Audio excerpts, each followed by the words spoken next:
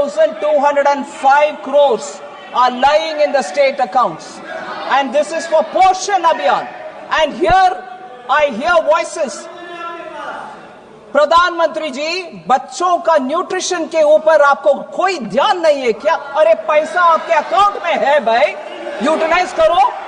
हमने तो दे दिया पैसा, आप क्यों नहीं यूटिलाइज करो? मुझसे पहले हमें क्यों पूछ रहे? So, go use it. This document is available. Have a look at it if I'm saying anything abrupt. So next, sir, these are not chota-mota amounts. These are big amounts. I want to ask question therefore. Sir, flexible pool for RCH and health system. Sir, I've heard health minister Jagat Prakash Nadda ji. No, you can always ask me, Supriya ji, all the questions, but I've heard you all. I want to come up with my answer. Please have patience and you may ask me again. But if I'm telling you anything that which is not already available with you, I'll be ready to answer. But it is there. What proof है budget document by? Bhagwan. Budget document है by. Sir, flexible pool for RCH health system strengthening National Health Program and National Urban Health Mission. National Urban Health Mission. How much is left in the accounts? 2,988 crores lying with the states. Next, I've heard questions being asked of the health minister. Next, I've heard health minister trying to respond. No, I'm giving teachers. No, I'm giving paramedical staff. No, we are funding. You know, sir, how much money is left there? Human resources for health and medical education.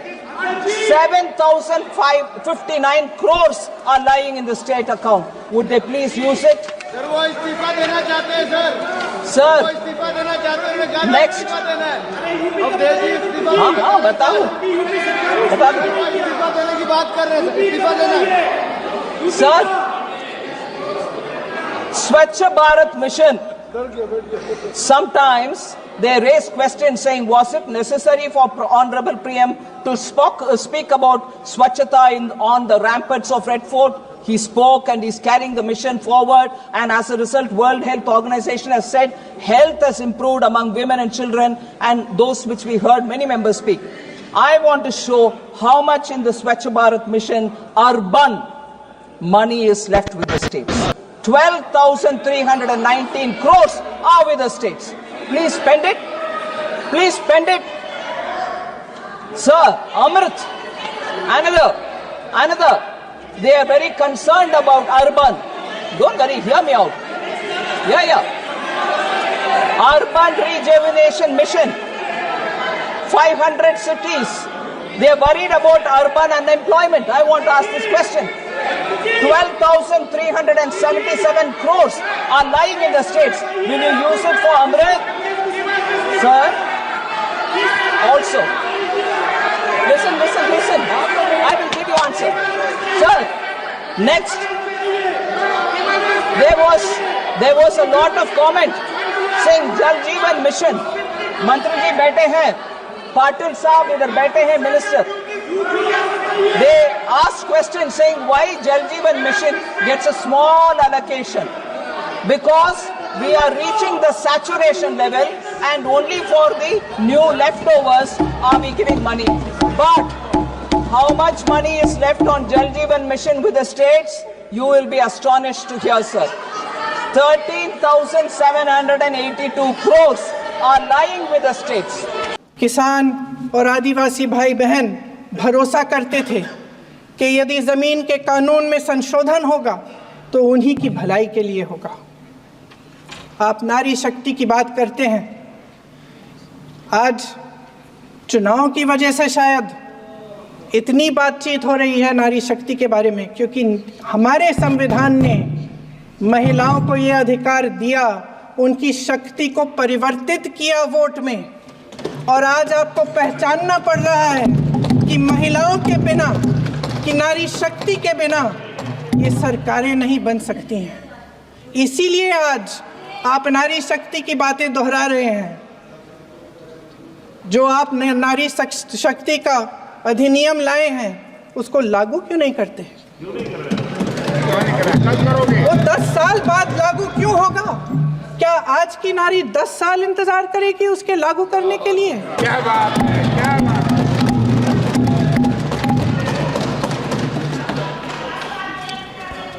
आज संसद में बैठे हुए सत्ता पक्ष के मेरे साथी ज़्यादा से ज़्यादा अतीत की बातें करते हैं। 1921 में क्या हुआ, कब हुआ, नेहरू जी ने क्या किया।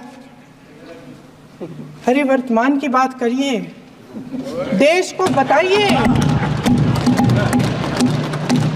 आप क्या कर रहे हैं, आपकी जिम्मेदारी क्या है?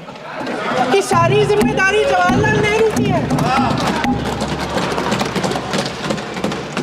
अध्यक्ष महोदय जी, ये सरकार आर्थिक न्याय का सुरक्षा कवच तोड़ रही है। आज संसद में बैठी ये सरकार बेरोजगारी और महंगाई से जूझ रही हमारी जनता को क्या राहत दे रही है? कृषि के कानून भी बड़े बड़े उद्योगपतियों के लिए बन रहे हैं। सही एमएसपी को छोड़िए, डीएपी तक नहीं मिल रहा है।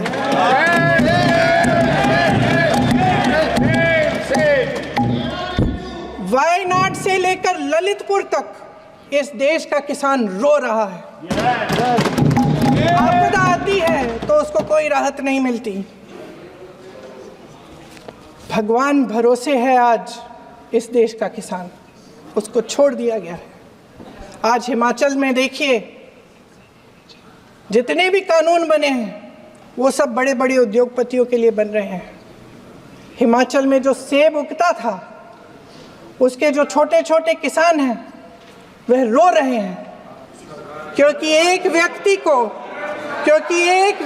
के लिए सब कुछ बदला जा रहा है।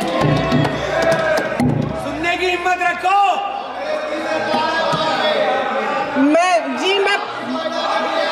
अध्यक्ष महोदय जी,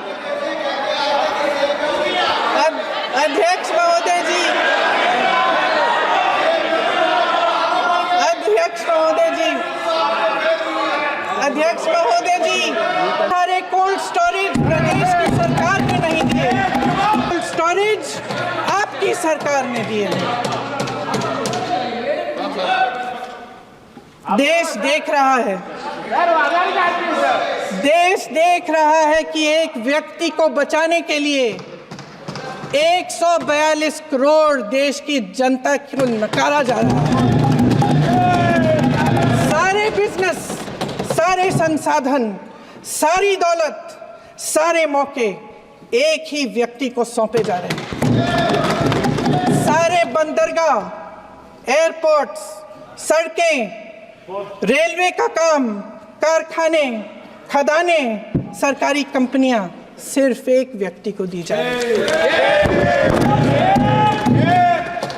जनता के मन में हमेशा ये विश्वास होता था कि अगर कुछ नहीं है तो संविधान हमारी सुरक्षा करेगा, मगर आज आम लोगों के बीच ये धारणा बनती चली जा रही है कि सरकार सिर्फ मुनाफे के लिए चल रही है। देश में बहुत तेजी से गैर बराबरी बढ़ रही है। जो गरीब है वो और गरीब हो रहा है, जो अमीर है वो और अमीर हो रहा है। इस सरकार ने आर्थिक न्याय की भी सुरक्षा कवच तोड़ दिया है। राजनीतिक न्याय की जब बात होती है, मेरे सत्ता पक्ष के साथी आज खड़े हुए और तमाम गिनती करने लग गए कि ऐसा हुआ वैसा हुआ, 1975 में जो हुआ। तो सीख लीजिए ना, आप भी सीख लीजिए, आप भी अपनी गलतियों के लिए माफ़ी मांग लीजिए। आप भी बैलेट पे चुनाव कर लीजिए, दूध का दूध, पानी का पानी हो जाएगा। आप राजनीतिक न्याय की बात करते हैं, सरकारों को पैसों के बल पर गिरा देते हैं।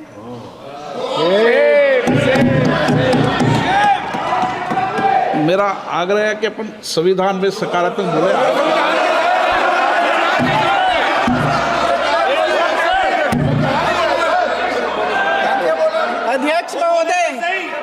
अध्यक्ष महोदय, सत्ता पक्ष के हमारे साथी ने एक उदाहरण दिया उत्तर प्रदेश की सरकार का, तो मैं भी एक उदाहरण दे देती हूँ महाराष्ट्र की सरकार का। मैं भी एक उदाहरण दे देती हूँ हिमाचल की सरकार को तोड़ने की कोशिश किसने की, पैसों के बल पे की, गोवा की सरकार। तमाम उदाहरण राजस्थान की। क्या ये सरकारें जनता ने नहीं चुनी थी? क्या संविधान इन पर लागू नहीं था? पूरी देश की जनता जानती है कि इनका हंसती है, जानती है कि इनके यहाँ तो वॉशिंग मशीन है।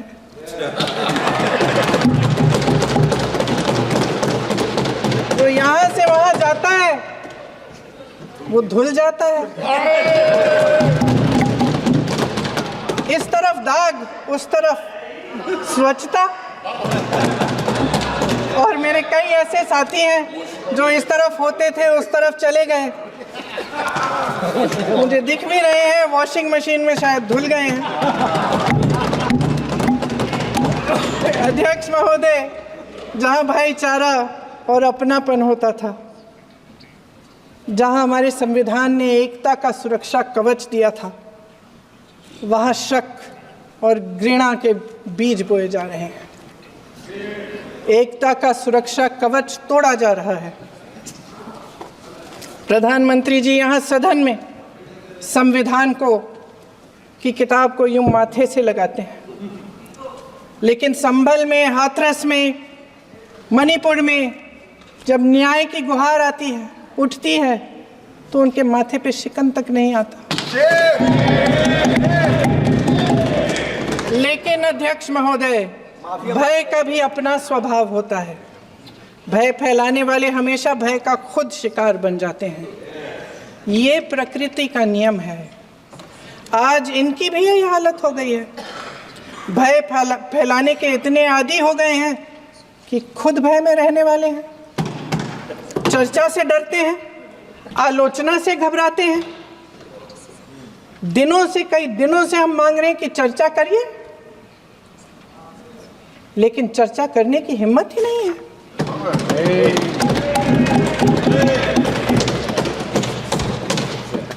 एक कहानी होती थी अध्यक्ष महोदय, शायद बचपन में आपने भी सुनी होगी। राजा भेष बदलकर बाजार में आलोचना सुनने जाता था। ये सुनने जाता था कि प्रजा मेरे बारे में क्या कह रही है, मैं सही रास्ते पे चल रहा हूँ कि नहीं। लेकिन आज का राजा, भेष तो बदलते हैं आज के राजा, शौक तो है उनको भेष बदलने का, लेकिन न जनता के बीच जाने की हिम्मत है और न आलोचना सुनने की। महोदय, मैं तो सदन में नहीं हूँ।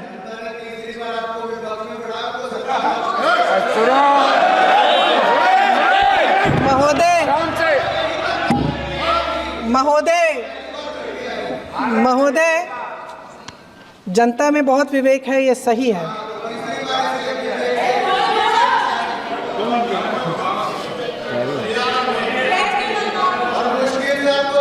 अच्छा महोदय, मैं सदन में नहीं हूँ,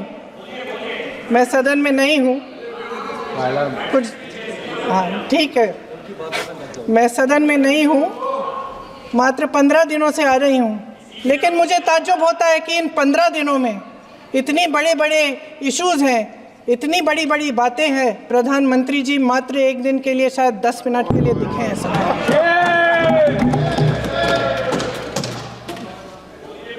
बात यह है अध्यक्ष महोदय जी कि ये देश भय से नहीं, साहस और संघर्ष से बना है। इसको बनाने वाले देश के किसान, जवान, देश के करोड़ों मजदूर और गरीब जनता है। संविधान इनको साहस देता है। मेहनती मिडिल क्लास है। और इस देश के जो करोड़ों देशवासी हैं जो रोज़ाना भयंकर परिस्थितियों का सामना करते हैं, उनको साहस देता है।